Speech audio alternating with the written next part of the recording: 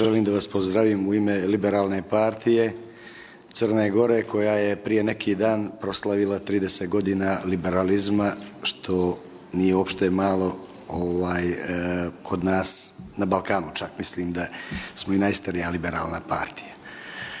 Zahvalio bi se fondaciji Boris Divković na ovakvoj organizaciji i smatram da ovakvih događanja i eventa mora biti mnogo više iz razloga jer i mi moramo napraviti, ajde da kažem uslovno rečeno, pritisak na Evropsku uniju, koja je u zadnje vrijeme potpunom neskladu, što se vidjelo i u oktobru kada nisu dobili Albanija i Makedonija pristupne pregovore. Mislim, i slažem se da ne treba sada za tim kukati i žaliti, treba se okrenuti i raditi. Ja ću vas posjetiti da je Crna Gora 2007. godine potpisala sporazum o pridruživanju Evropskoj uniji. Evo danas je 2020. 2010. smo dobili status kandidata pridruženog člana, otvorili smo 32 poglavlja od 33, jedno nijesmo, 8. poglavlje, koje je, u stvari 8. poglavlje je konkurencija, koje smo mi spremili davno, ali u Evropskoj uniji se i dalje ne znam šta čeka.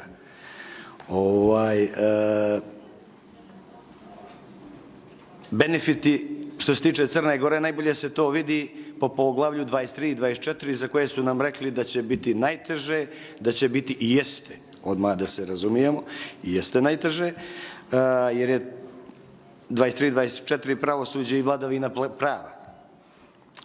Nezamislivo je bilo prije 2007. godine u Crnoj Gori da će sudstvo, tužilaštvo, policija, sudstvo i tužilaštvo uraditi ovoliki posao koji su uradili do današnjeg dana u Crnoj Gori. Zašto to kažem?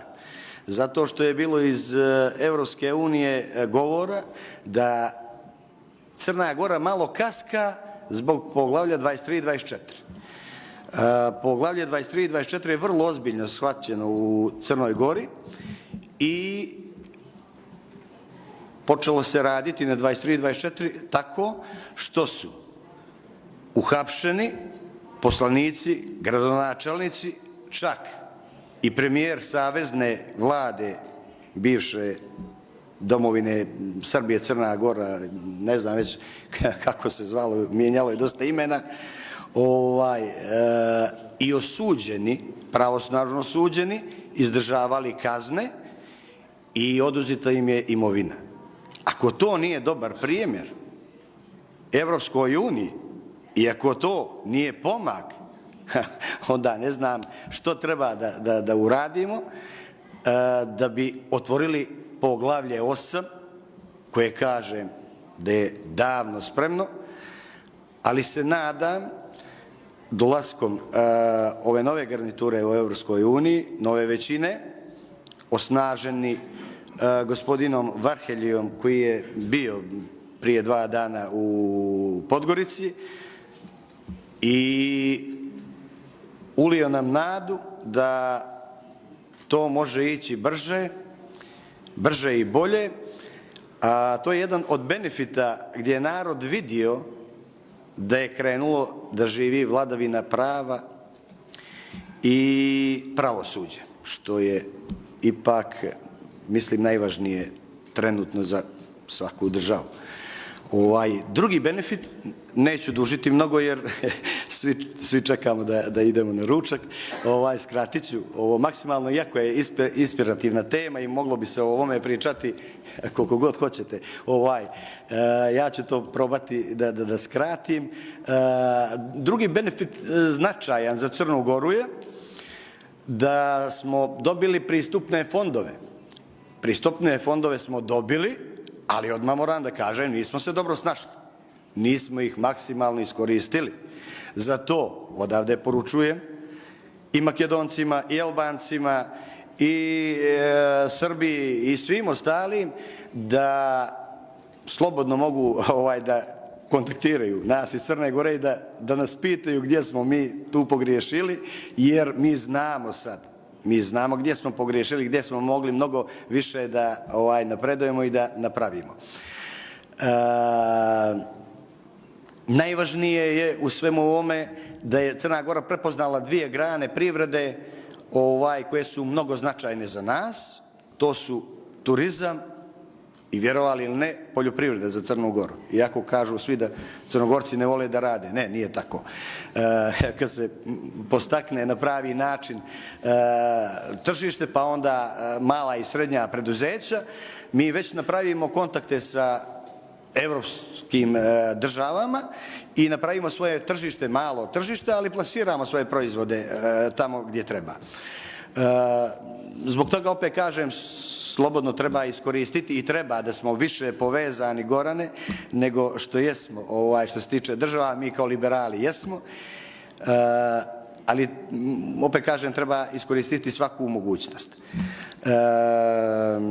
Mi imamo jedan problem za koji svi znate. U zadnjih mjesec dana vlada je donijela zakon, kao i svaki drugi zakon, o vjerskim slobodama.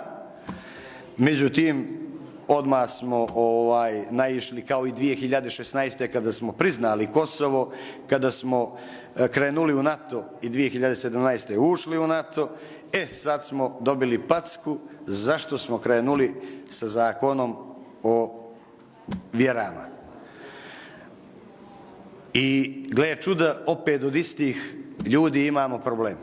Opet od istih, ajde da kažem, opet od iste braće, koji besomučno svakoga dana nekim lažima, izvinjavam se, ali moram tako se izraziti, lažima i prevarama pokušavaju da obesmisle sve što je uradila Crna Gora do sad i pokušavaju da kažu da nije pravi put Evropska unija. Biću slobodan pa ću reći, najviše tu problema zadaje, kao i uvijek, Rusija, Srbija i Srpska crkva. I mi u Crnoj Gori, odavde i poruka, mi u Crnoj Gori nećemo to tako pustiti kako oni misle, nismo ni do sada pa nećemo ni sad. Borit ćemo se i dalje i dokazat ćemo da je Evropska unija bez dileme pravi put za Crnu Goru, a i za čitav region. Još samo da kažem da mi ipak očekujemo 2024. eventualno 2025. da Crna Gora uđe u Evropsku uniju, a i danas sam to vidio za ovo vrijeme dok je trajala konferencija, iz razloga za to što se nije mnogo pominjala Crna Gora. Vjerovatno ste svi mislili da smo mi već u Evropskoj uniji. Zahvaljujem.